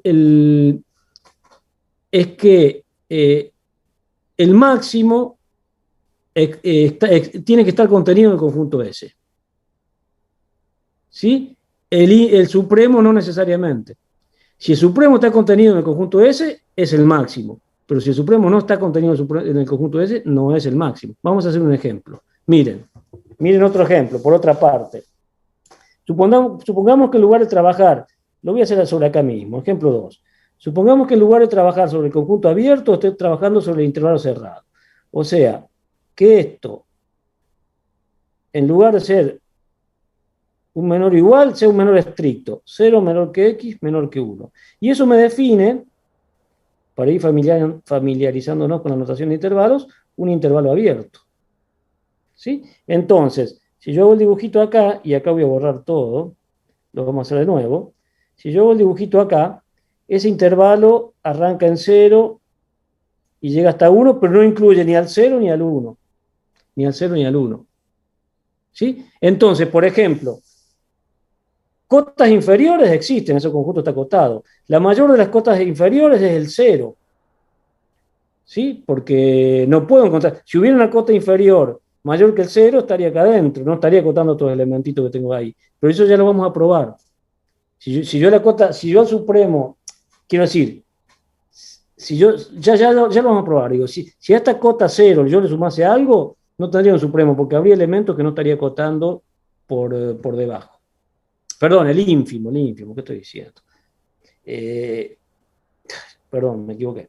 Y acá lo mismo, el supremo existe y es el 1, pero no está incluido en el conjunto, porque el 1 no está incluido en el conjunto. Fíjense, el conjunto S llega hasta el 1, pero no lo incluye, y llega hasta el 0, pero no lo incluye. Tiene que estar acotado, exacto. Y para que exista el ínfimo, tiene que estar acotado por abajo. ¿Tá? Si no está acotado por arriba, no existe el supremo, porque no hay cotas superiores, y si no está acotado por abajo, no existe el ínfimo, porque no hay cotas inferiores. Pero lo importante es que si está acotado, el supremo y el ínfimo siempre existen. ¿Sí? Pero no necesariamente el máximo y el mínimo existen. Para que existan, tienen que el supremo y el ínfimo estar contenidos en el conjunto. Y en este caso, por ejemplo, el supremo de S es 1, es S, pero el 1 no está en el conjunto, porque es un menor estricto. Entonces no existe el máximo. En este conjunto no existe el máximo de S. Es decir, no hay un conjunto dentro de S que me acote a todos los demás. ¿Se entiende? No hay un conjunto en S que me acote a todos los demás, porque yo me puedo acercar a uno tanto como quiera, pero yo me planto en un numerito acá y hay números que no estoy acotando. Justamente, esa es la idea de la continuidad. Ese es el axioma de la completitud. ¿Bien? Y de nuevo, no, paren, que todavía no terminé, esto quedó escrito de antes. De la misma manera, el ínfimo de S, como existe porque este conjunto está acotado inferiormente, es 0, pero el 0 no está incluido en el conjunto. Entonces, no existe el mínimo de S. Es decir, no hay un conjunto en S que sea menor o igual que todo el resto. ¿Me creen o no me creen? Eso es porque el intervalo es abierto. Si ustedes me dirían, el intervalo es abierto, 0, 1, agárrenme cualquier numerito acá y me dicen, este me acota por debajo a todos los números. No, mentira, porque a esto no me los acota por abajo. Y no me importa qué tanto yo me acerque a 0, yo puedo tomar numeritos tales que ese no me los acota. Esa es la idea. Tachar la E. Ay, no existe. No existe el mínimo. ¿Se entendió la idea? Vamos a volver esto la próxima clase y varias clases, porque esto tiene que quedar clarísimo. Miren, es como si yo me lo escribiera acá en la frente. Bueno, menos mal que esto no escribe. ¿Sí? Clarísimo. Supremo existe si está acotado, el ínfimo existe si está acotado por izquierda, por abajo, pero el máximo y el mínimo a veces existen y a veces no. Si está en el conjunto existe y si no, no. ¿Estamos? Bueno, a ver, ¿qué otro ejemplito? Nos veremos con más cuidado.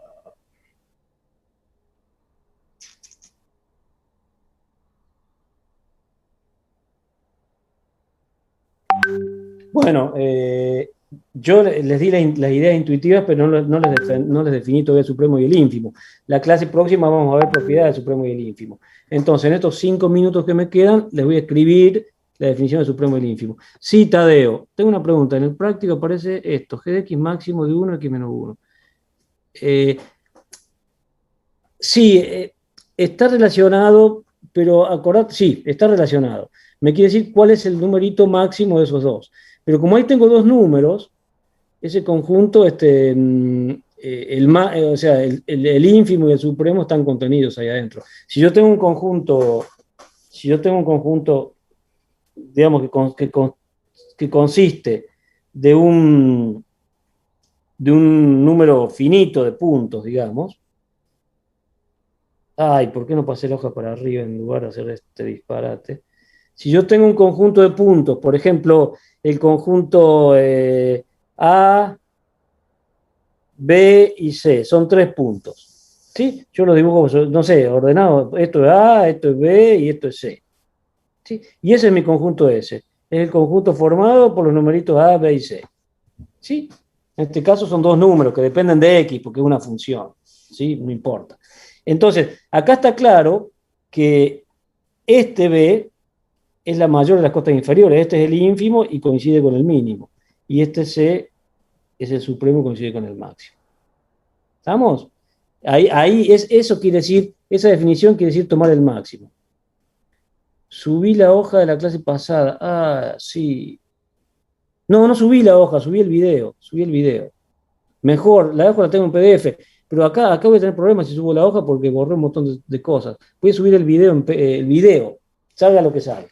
¿Sí? Entonces, me falta definir el supremo y el ínfimo. Practiquen con esto porque lo vamos a usar todo el curso.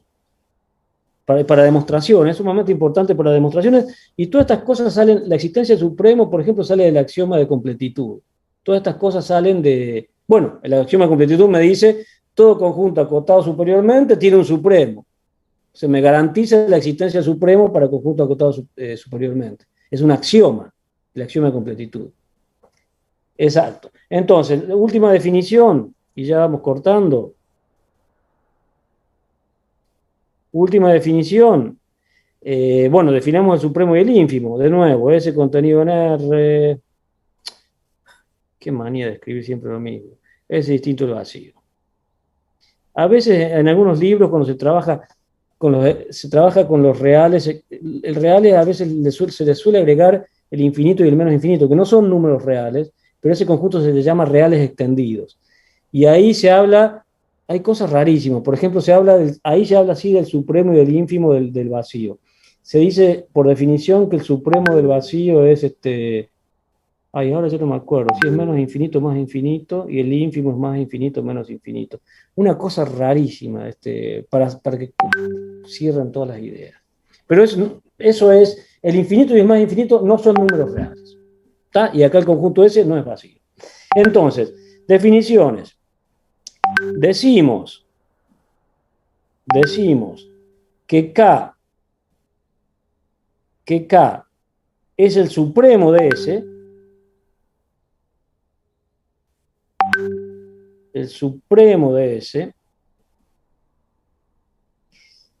y se denota así, K es el sub de S. Si K es la menor de las cotas superiores. O sea, de todas las cotas superiores, la más chiquita es el supremo. Si K es la menor de las cotas superiores. ¿Esto qué significa? Dicho en palabras, dicho en lenguaje matemático. Superiores de S. La menor de las cotas superiores.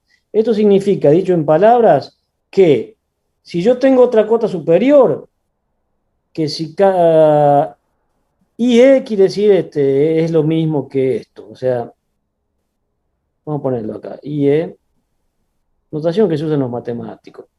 Esto es lo mismo que decir que si K tilde es cota superior de S,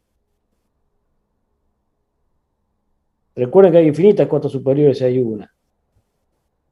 Entonces, K es menor o igual que K tilde. ¿Está? Como estamos trabajando con un conjunto ordenado, existen infinitas cotas superiores, pero eso es un conjunto ordenado. Entonces, la más chica de ellas es lo que se llama el supremo de S. Dicho en términos matemáticos, si yo tengo otra cota superior de S, entonces necesariamente esa cota es mayor o igual que K. ¿Se entiende? Y del latín viene eso. Si alguien busca en la computadora, en Wikipedia, quiere decir IE, la traducción en español es esto es. Igual que cuando se usa la notación esta, queda entonces demostrado, pero que viene del latín, que es curande es demonstratum, alguna cosa por el estilo. Es notación que usan los matemáticos, se usa muchísimo en matemática eso. Esto, etc. Pero no me acuerdo qué significa. Si alguien busca en Wikipedia, me hace un favor. En español significa esto es. Esto es lo mismo que decir que. Bien. No, en latín. Es lo mismo. Idest. Eso, gracias, Alan. Idest. Esto es ta. Idest. IE quiere decir idest en latín, exacto. Y que se usa mucho. Recuerden que en la antigüedad los papers y los trabajos estaban escritos en latín. Esa idea de escribir los papers en inglés viene de hace relativamente poco tiempo. ¿Sí? Siglo XVIII, XIX, calculo. Levantó la mano alguno. ¿Quién fue? Ya los desmuteo a todos y hacemos las preguntas. Déjenme que termine. Entonces, decimos que K es supremo si K es la menor de las cotas superiores. Es decir, que si tengo otra cota superior, entonces esa cota superior necesariamente es mayor o igual que K. Y de la misma manera, puedo decir que K es el ínfimo, lo vamos a escribir acá,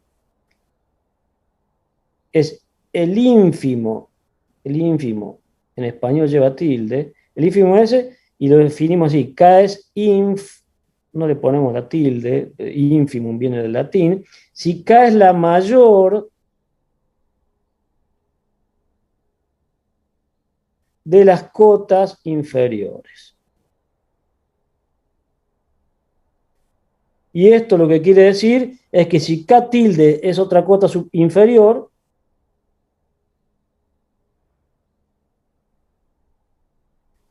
entonces necesariamente, acá tengo que cambiar el sentido de la desigualdad, entonces necesariamente K tilde es menor o igual que K. ¿Se entiende? O sea, el ínfimo es la mayor de las cotas inferiores. Siempre existe, siempre y cuando el conjunto esté acotado por debajo, siempre y cuando existan cotas inferiores. ¿Sí? ¿Por qué es mayor o igual? No, digo, porque incluye la posibilidad que, digo, si es cota inferior, pues cabe la posibilidad de que K tilde sea el propio K, por eso pongo menor o igual. Si dijera una cota inferior distinto de K, entonces K tilde es menor estricto que K. Entonces decimos que K es el ínfimo si K es la mayor de las cotas inferiores. Es decir, si K tilde es cota inferior, entonces K tilde está por debajo, es otra cota inferior, está por debajo de K.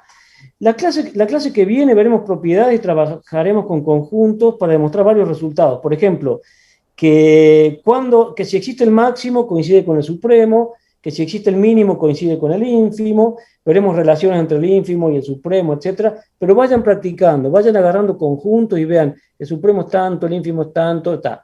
Bien, y veremos varias otras propiedades más. Es una flecha lo último. ¿Cuál flecha? ¿Esta acá? Esta es inducción completa. Vamos a empezar cuando terminemos esto. Inducción completa tiene una ventaja, que es bien intuitiva. Entonces, un estudiante, si ustedes siguen con los prácticos que aparece inducción completa, se las explico en dos palabras. El docente del práctico se las explica en dos palabras. Inducción completa quiere decir, yo tengo una proposición, una afirmación. Veo que es válida para un punto de partida, por ejemplo, para el 0, el 1, el 2, el que fuera. Veo que la proposición, por ejemplo, para 1 es válida. Y después pruebo que si es válida, supongo que es válida para n, es válida para n más 1. Entonces estoy probando que vale para 1, para 2, como vale para 1, vale para 2, como vale para 2, vale para 3, como vale para 3, vale para 4, como vale para 4. Entonces es algo bien sencillo, es un conjunto bien sencillo. Sí, vamos a hacer esos cálculos y ahí van a entrar el ínfimo y el supremo. Pero el ínfimo y el supremo son cosas más delicadas y que las vamos a usar siempre. El principio de inducción lo van a usar después en discreta, lo van a volver a ver, lo van a retomar. Para cálculo lo que importa es que manejen bien estos conceptos. Bueno, el principio de inducción también, obviamente, pero que manejen bien estos conceptos. Bien, entonces vamos a hacer una cosa. Nos va a permitir definir áreas, porque ¿qué pasa? Yo agarro un área, fíjense, la idea de construir áreas y la idea que viene de los griegos y es cómo calculo un área. Bueno, me fabrico un área que esté por debajo, ¿sí? Pero que sea fácil de calcular, con cuadraditos, con rectangulitos, por ejemplo. Y me construyo un área que esté por arriba, que sea fácil de calcular, con rectangulitos. Y voy refinando esos rectangulitos, de manera que la construcción con rectangulitos se vaya acercando por arriba al área que quiero y por debajo al área que quiero. Entonces, considero el ínfimo por arriba,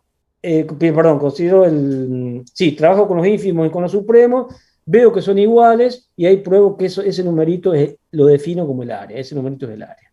¿Sí? Vamos a hacer una cosa, vamos a habilitar a todos por si hay preguntas. 19.4 me pasé un poquito, pero vamos a habilitar vamos a sacar el mute all acá, vamos a desmutearlo, al que se quiera desmutear se desmutea y hace la pregunta que quiera. ¿Estamos? Y así terminamos la clase. Profe, yo le quería preguntar si sabía algo de las clases de los prácticos nocturnos. ¿Cómo es tu nombre? Ignacio. Me habías preguntado eso, ¿no es cierto? La clase pasada, o por mail. Sí, mira. No, por acá le pregunté. Por acá, sí. Ya hicimos el pedido con Juliana. Ahora van a ingresar ayudantes nuevos, porque hubo una lista de ayudantes, hubo un llamado con una lista para que entraran. Y ahí nos van a mandar 2 ayudantes en principio. Entonces vamos a asignar uno a la mañana, le guste o no le guste, y otro a la noche. O sea que en principio vamos a cubrir todo el espectro. Teóricos no, lamentablemente, porque profesores de teóricos no nos van a asignar otro nuevo. Pero profesores de prácticos sí. Esperen que eso va a demorar posiblemente una semana más o unos días más, pero va a salir. ¿Sí? Lo van a publicar en el EVA nomás, entonces. Sí, por supuesto. Está impecable, profe. A ver, ¿alguna cosita más? Sí. No. Lo que podemos hacer en todo caso si estamos atrasados, si quieren hacer una clase consulta, yo no tengo problema. Una clase consulta, a lo mejor. Pero no, en principio en turismo no hay clase. Pero Sí. Y eso no sé. Fíjate en el cronograma, entra a la página de la FING, entra de Elías y ahí te sale el calendario. Y ahí te sale el calendario. No sé, todavía no están definidos los calendarios, los parciales de cada materia, pero sí la semana de parcial, que tampoco va a haber clases. ¿Sí? profesor, turismo toda la semana es, que no hay clase. Sí, toda la semana. Y sí, exacto, son como en mayo los primeros parciales y los segundos parciales son como a fines de junio. ¿Sí? Terminan los parciales y están los exámenes ahí nomás. Lo que les recomiendo es esto, practiquen estas cosas, escríbanlas, porque es importante, las van a usar siempre van a usar K igual a esto, no confundan la notación, familiarícense con la notación, con las ideas intuitivas geométricas que hay por detrás, y con las cosas que iremos probando ya para supremos e ínfimos. Por ejemplo, vamos a ver que las raíces cuadradas se pueden definir a partir de esto. Bien. Bueno, gente, yo tengo entendido, ¿qué dice? Yo tengo entendido igual que se utiliza. Vamos arriba, no entiendo la pregunta, Sofía. Yo tengo entendido igual que se utiliza. ¿Qué cosa? No, práctico no, turismo no va a haber clases. Turismo no pregunta. Turismo no es no va a haber clases. Bueno, creo yo, tengo que hablar con Julián. No vamos a poner clases en turismo, estamos todos cansados, agotados. Yo necesito un descanso. Sí, bueno, entonces vamos cortando. Micaela, si me pudiste grabar la clase, Micaela, sos mi ayudante salvadora, o si alguno otro graba la clase, vamos arriba. Porque no, ahora cuando apriete yo el botoncito cancelar y la clase se graba automáticamente, yo no tengo opción de seleccionar qué es lo que está grabando. Me graba por separado el chat, por separado esto, por separado aquello, pues yo quiero salir yo y mi escritura. ¿No? Suena medio egocéntrico. Bueno, me alegro. Perfecto, me alegro mucho. Bueno, nos vemos entonces el lunes. Te paso una pregunta, Gustavo. Sí, a ver. ¿Ya se sabe cómo va a ser la aprobación del curso? Si es como antes con los 2 parciales, 50 puntos cada uno. Sí, no, hay 2 parciales, uno vale 40 y otro vale 60. Se exonera. Hoy va, sí, eso. Ahí va Pero eso. todavía no definimos el formato. Posiblemente, como sean virtuales, posiblemente va a ser mayoritariamente verdadero o falso o múltiple opción y alguna preguntita para que desarrollen, solo para que se acostumbren a desarrollar. ¿Sí? Pero no se preocupen. Perfecto. Sí, de nada. ¿Quién más me escribió? ¿Alguien me escribió acá? Hay uno que hizo puso un vocoder los otros días, me reí mucho con eso, no sé quién fue.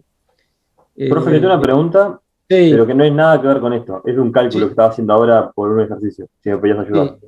Es muy Ahí corto. está, para un poquito. Micaela es puro, ahí está en YouTube. Si se suscriben, les llegan las notificaciones. Está. Sí, ¿quién me estaba hablando recién? Yo, Pero ¿quién es yo? Augusto. Augusto, sí, dale. Yo quiero saber, Sí, ¿cómo? sí, no, porque no te veía, por eso pregunté. Sí, pregunta nomás. Si vos tenés x a la 2 elevado a la Sí, h, o sea, x a la 2 a la h, sí. por ese mismo número, ¿es lo mismo que hacer x a la 2 a la h a la 2? Para. A ver si te entiendo bien. Si vos tenés x al cuadrado y todo eso. No, el 2 elevado a la h, igual es lo mismo, creo. No, no, no es lo mismo, no es lo mismo. ¿No? Bien, está, Esto, entonces, esto es x a la 2h. Lo que vos me decís es otra cosa distinta. Es x a la 2 a la h. Son dos cosas bien. distintas. Y multiplicás ese x a la 2 a la h por x a la 2 a la h. ¿Qué te da? Si multiplico x a la 2 a la h por x a la 2 a la h, me da x a la 2 por 2 a la h. O sea, x a la 2 a la h más 1. ¿Sí? Porque le agrego un 2. Esto es lo mismo que esto al cuadrado. Y recuerden que el Sí. cuadrado justamente baja para ahí. Es lo que pusimos ahí. Ah, La pero H baja al 2, no baja al h. baja. Claro, no, no, baja al 2, Bien, baja al bien. 2. Tenía esa duda. Cuando tengan dudas con esas cosas, tomen logaritmo y ahí se van a dar cuenta. Si manejan el logaritmo, porque si toman el logaritmo ahí, las h bajan. Vean, por ejemplo, miren, lo que les digo es esto. Le contesto a Augusto y queda esto grabado para todos. Fíjense, si yo hago, vos querés saber cuánto es x a la 2 a la h. Ese numerito lo voy a llamar i. Lo primero que hacer es tomar logaritmo en cualquier base. Entonces, el logaritmo de i, ustedes saben que los exponentes bajan, ¿no? Es logaritmo de x por logaritmo de x al cuadrado. ¿Se entendió? Porque los exponentes bajan con el logaritmo. ¿Sí? ¿Han visto logaritmos, no? Sí. Augusto, Sí, sí. sí. Y entonces, pero acá también tengo una potencia, o sea que ahí también baja el 2. O sea que esto es h por 2 logaritmo de h. ¿Sí? Y ahora todo esto que está h por 2 lo puedo subir para acá arriba y me queda igual al logaritmo de x a la 2h. O sea que en definitiva, logaritmo de y es logaritmo de x a la 2h. En consecuencia, y es igual a x a la 2h. Lo que está arriba baja multiplicando. ¿Se Bien, bien. entendió? Sí, entendí, Pero no, gracias. no era lo que, ojo, lo que está arriba de todo, de todo. Que esto es distinto, obviamente, que x y el 2 elevado a la h. Son dos cosas distintas. Fíjate, por ejemplo, si yo tomara el logaritmo ahí de esto, ¿cierto? Le llamara z y tomara el logaritmo, fíjate lo que me queda. Fíjate lo que me queda. Me queda que el logaritmo de z y el 2 a la h, eso está todo como una potencia. Porque no es x a la 2 a la h. Entonces me queda 2 a la h por logaritmo de x. O sea que no es lo mismo. No me queda 2 por h. Me queda 2 a la h por logaritmo de x. ¿Se entendió? Bien, bien, Cuidado con entendí, eso. sí. Está perfecto. Bueno, gente, no sé si hay más preguntas. Buen fin de semana. Profe, Buen fin de, nos profe. vemos, Que muchas pase gracias. bien. Chao, Igualmente. profe, buen fin de. Nos vemos. Profe, hay alguien que tiene una Chao. pregunta ahí.